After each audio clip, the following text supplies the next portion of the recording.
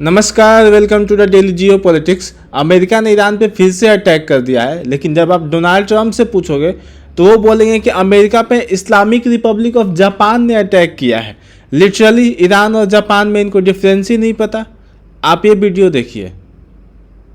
100, I told the story yesterday, we had 111 missiles shot by the Islamic Republic of Japan. They were shot at the aircraft carrier.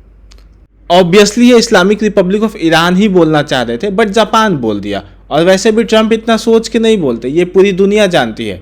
वैसे मैंने आपको अपने पहले videos में बताया है कि ये जो सीज फायर है वो टेम्पररी है, वॉर कभी भी स्टार्ट हो सकती है, क्योंकि जब तक बेंजामिन नेतन्याहू नहीं चाहेंगे सीज फायर हो ही नहीं सकता। डोनाल्ड ट्रंप के हाथ में कुछ भी नहीं है, वो वॉर रोक ही नहीं सकते। ये वॉर फिर से शुरू हो चुकी है। और जब ट्रंप से पूछा गया कि आप जो सीज फायर करने वाले थे ईरान के साथ, उसका क्या, इतनी सारी हेडलाइंस बनी, मीटिंग्स हुए, क्या हुआ उस सीज फायर का, ट्रंप ने कहा कि मुझे लगता है कि वो सीज फायर समाप्त हो चुका है। आप ये वीडियो देखिए।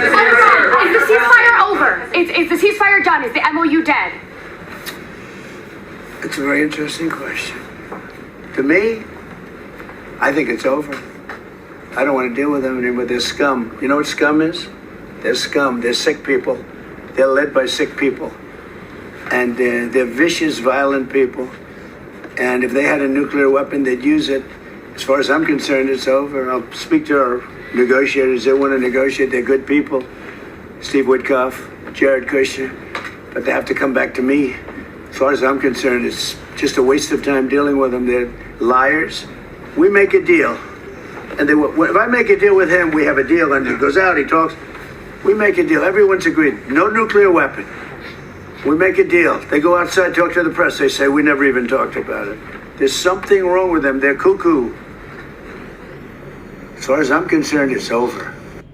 अब देखिए, ट्रंप ने ईरान के लोगों को कुकू तो कह दिया, पर कहीं ना कहीं ट्रंप को एडवाइस करने वाले भी कुकू ही हैं।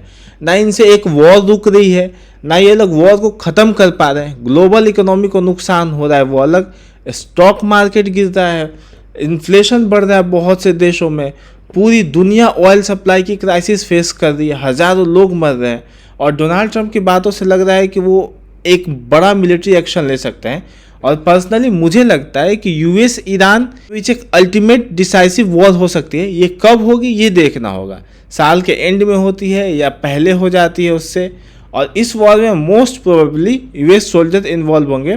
अब मैं ये सब खुद नहीं बोल रहा है, इसका रीज़न है। अगर आपने न्यूज़ को फॉलो किया होगा तो आपको पता होगा कि यूएस आर्मी में सर्विस देने के लिए 18 से 25 साल के मेल का रजिस्ट्रेशन स्टार्ट होने वाला है। अगर ईरान को हराना है तो यूएसए को अपने सोल्जर्स तो उतारने होंगे, और ऐसे में यूएस को सोल्जर्स की कमी पड़ सकती है। इसका रीज़न ये है कि जब यूएस और ईरान के बीच में ओपन वॉर शुरू हो जाएगा, तब रशिया और चाइना भी ओपनली मिलिट्री सपोर्ट करना शुरू कर सकते हैं ईरान को। अब आप यहाँ पे देखेंगे कि 18 से 25 साल के लोगों को डायरेक्टली इनरोल करना शुरू कर देंगे, जितने भी एलिजिबल मेन हैं। यूएसए का भी सेम हाल है जो रशिया और यूक्रेन का है।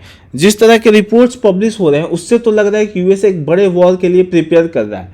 अब ये प्रेडिक्शन 100% ट्रू नहीं है, ये हो भी सकता है, नहीं भी हो सकता है। आप कुछ भी प्रेडिक्ट नहीं कर सकते, चीज़ें कभी भी सडनली चेंज हो सकती हैं। लाइक ईरान अपनी न्यूक्लियर वेपन की जीत छोड़ दे, नहीं तो बहुत ही दर्दनाक खबर आने वाले हैं मिडिल ईस्ट से, क्योंकि ईरान गिव अप नहीं करेगा। They will fight back. हज़ारों यूएस सोल्जर, हज़ारों ईरानियंस मारे जा सकते हैं। होपफुली ऐसा ना हो, लीडर्स के माइंड में थोड़ा चेंज आ जाए कि इतना खून खराबा सही नहीं है, बैठ के बात करते हैं, या फिर इजराइल का ही मूड चेंज हो जाए। अब देखना होगा कि क्या होता है। वॉर बहुत ज़्यादा इंटेंस होते हैं या फिर कुछ पीस डील जैसा फिर से कुछ शुरू होता है। आप कमेंट सेक्शन में बताना कि क्या इस बार यूएस ग्राउंड इन्वेजन करेगा ईरान की या नहीं। मैं सबके कमेंट्स पढ़ता हूँ। Thank you for listening. जय हिंद, जय भारत।